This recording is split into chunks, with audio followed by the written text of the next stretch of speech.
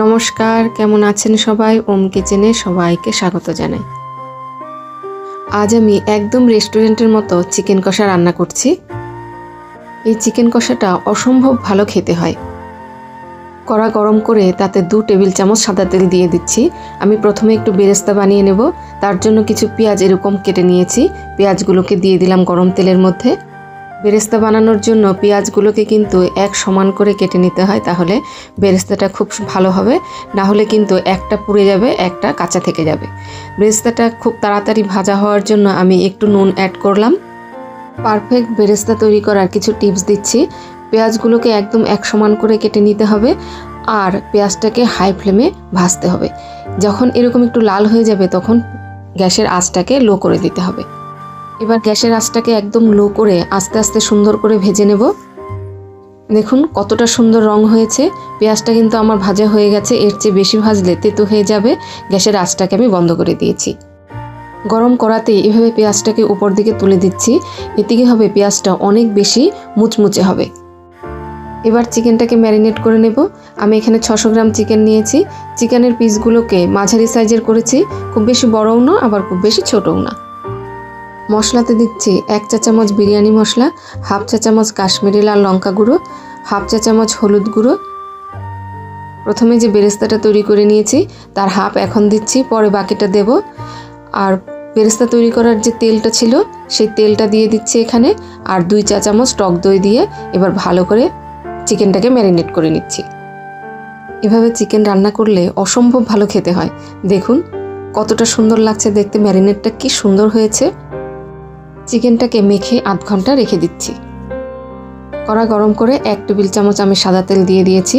এবার এতে আলুগুলোকে প্রথমে ভেজে নেব। গ্যাসের আঁচটাকে একদম কমিয়ে কিছু গুঁড়ো মশলা অ্যাড করছি। একটু হলুদ গুঁড়ো, একটু কাশ্মীরি লাল লঙ্কা গুঁড়ো আর একটু বিরিয়ানি মশলা, হালকা একটু নুন দিয়ে একটু ভালো করে আলুটাকে ভেজে নিচ্ছি। আলুটাকে এভাবে একটু মশলা দিয়ে ভেজে নিলে খুব সুন্দর হয় আলুটা খেতে। আলু ভাজার তেলে আরও 1 টেবিল চামচ সাদা তেল অ্যাড করলাম। আমি রান্নাটা আজকে সাদা তেলেই করছি, আপনারা চাইলে এটা সর্ষের তেলেও করতে পারেন। ফোড়নে দিচ্ছি 2টো শুকনো লঙ্কা, 2টো তেজপাতা, একটা কালো এলাচ বা বড় এলাচ, 5-6টা সবুজ এলাচ, একটু দারচিনি। গোটা মশলা থেকে খুব সুন্দর একটা গন্ধ বেরোলে এতে আমি পেঁয়াজ দিচ্ছি। মাঝারি সাইজের 2টো পেঁয়াজ এভাবে স্লাইস করে কেটে নিয়েছি। 600 গ্রাম চিকেনে আমি মোটামুটি 300 থেকে 350 গ্রামের মতো পেঁয়াজ ব্যবহার করেছি। একটু নুন অ্যাড করলাম, এতে পেঁয়াজটা খুব তাড়াতাড়ি ভাজা হয়ে যাবে। পেঁয়াজটাকে প্রথমে হাই হিটে ভেজেছি, এবার গ্যাসের আঁচটাকে লো করে দিয়েছি। দেখুন মোটামুটি ভাজা হয়ে গেছে, হালকা একটু লাল লাল হয়েছে। এই সময় আমি এখানে রসুন থেতো অ্যাড করলাম। একটু আদা থেতো, 1/2 ইঞ্চির মতো আদা থেতো দিয়েছি আর একটা বড় সাইজের রসুন থেতো দিয়েছি। দেখুন পেঁয়াজ, রসুন, আদা খুব সুন্দর ভাজা হয়ে গেছে। এখন গ্যাসের আঁচটাকে একদম লো করে কিছু গুঁড়ো মশলা অ্যাড করলাম। 1/2 চা চামচ করে হলুদ গুঁড়ো, কাশ্মীরি লাল লঙ্কা গুঁড়ো আর বিরিয়ানি মশলা দিয়েছি। গুঁড়ো মশলাগুলোকে হালকা একটু নাড়াচাড়া করে ম্যারিনেট করা চিকেনটা দিয়ে দিলাম। কড়াতে চিকেনটা দেওয়ার পর গ্যাসের আঁচটাকে মিডিয়াম করে এবার আস্তে আস্তে খুব সুন্দর করে চিকেনটাকে কষিয়ে নিতে হবে। 3 থেকে 4 মিনিট কষানোর পরে চিকেন থেকে জলটা ছাড়তে শুরু করবে। দেখুন আস্তে আস্তে জলটা ছেড়ে দিচ্ছে চিকেন থেকে। চিকেন থেকে প্রথমে যে জলটা বেরোয় এই জলটাকে আস্তে আস্তে খুব সুন্দর করে শুকনো করে নিতে হয়। গ্যাসের আঁচটাকে একদম লো করে দিয়ে 2 থেকে 3 মিনিটের জন্য আমি চিকেনটাকে ঢেকে দিচ্ছি। দেখুন ঢাকাটা সরানোর পরে কতটা জল ছেড়ে দিয়েছে চিকেন। এই পদ্ধতিতে চিকেন কষালে চিকেনের আষ্টে গন্ধটা একদমই থাকে না আর চিকেনটা খেতে অসম্ভব ভালো হয়। এই সময় গ্যাসের আঁচটাকে কিন্তু একদম লো রাখতে হবে। 2 থেকে 3 বার এভাবে ঢেকে দিতে হবে। ঢেকে দিলেই দেখবেন চিকেন জল ছেড়ে দিচ্ছে। ঢাকনাটা খুলে জলটা শুকনো করে আবার একটু ঢেকে দেবেন। এভাবে 2-3 বার করতে হবে। এই সময় ঝালের জন্য কয়েকটা কাঁচা লঙ্কা, একটু নুন আর 1 চা চামচ টমেটোর সস অ্যাড করছি। নুনটা দেওয়ার পর চিকেন আরও কিছু জল ছেড়ে দেবে। দেখুন কতটা জল ছেড়ে দিয়েছে। এই জলটাকেও খুব সুন্দর করে শুকনো করে নিতে হবে। চিকেনের পুরো জলটা শুকনো হয়ে গেছে, খুব সুন্দরভাবে তেল ছেড়ে দিয়েছে চিকেন। দেখুন কতটা সুন্দর হয়েছে কষানোটা চিকেন। এখন আমি ভেজে রাখা আলুগুলোকে দিয়ে দিচ্ছি। আলুগুলোকেও চিকেনের সাথে একটু ভালো করে মিশিয়ে নেব, তারপরে একটু জল দেব। আলু দিয়ে খুব বেশি কষানোর দরকার নেই, শুধু মিশিয়ে নিলেই হবে। এবার আমি কিছুটা গরম জল দিচ্ছি, জলটা অল্পই দেব।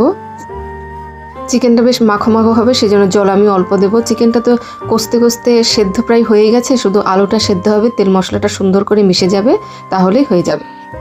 স্বাদ মতো নুন দিয়ে একটু ঢেকে দিলাম। এই সময় গ্যাসের আঁচটাকে কিন্তু একদম লো রাখবেন। চিকেন কষানোর সময় আমি অল্প নুন দিয়েছিলাম, সেজন্য ঝোলে একটু নুন দিয়েছি। প্রথমে বেশি নুন দিয়ে দিলে চিকেনটা বেশি নোনতা হয়ে যাবে। 10 মিনিট পর ঢাকনাটা খুলে দিয়েছি। এখন লো হিটে আরও 5 মিনিট রান্না করব। একটু গরম মশলা গুঁড়ো ছড়িয়ে দিলাম, 1/2 চা চামচ গরম মশলা গুঁড়ো দিয়েছি। গরম মশলাটাকে ভালো করে মিশিয়ে গ্যাসের আঁচটাকে বন্ধ করে দেব। চিকেনটা আমার হয়ে গেছে। আপনারাও একদিন এভাবে চিকেন রান্না করে দেখতে পারেন, অসম্ভব ভালো হয় খেতে। দেখুন আলুও সেদ্ধ হয়ে গেছে সুন্দর করে। গ্যাসের আঁচটাকে বন্ধ করে 10 মিনিট স্ট্যান্ডিং টাইমে রাখবো। যে কোনো তরকারি গরম চৌকায় এভাবে স্ট্যান্ডিং টাইমে রাখলে তার স্বাদ অনেক বেশি বেড়ে যায়। এই চিকেন কষা গরম ভাত, লুচি, রুটি, পোলাও, ফ্রাইড রাইস সব কিছুর সাথেই অসম্ভব ভালো লাগে। প্রথমে যে বেরেস্তাটা তৈরি করেছিলাম কিছুটা আমি রেখে দিয়েছিলাম, সেটা পরিবেশনের আগে এভাবে চিকেনের উপরে ছড়িয়ে দিচ্ছি। এই বেরেস্তাটা যখন মুখে পড়ে তখন যেন এক স্বর্গীয় অনুভূতি। তাহলে ভিডিওটাও আজ এখানেই শেষ করছি। রেসিপি কেমন লাগলো অবশ্যই আমাকে কমেন্টে জানাবেন, ভালো লাগলে একটা লাইক করে দেবেন।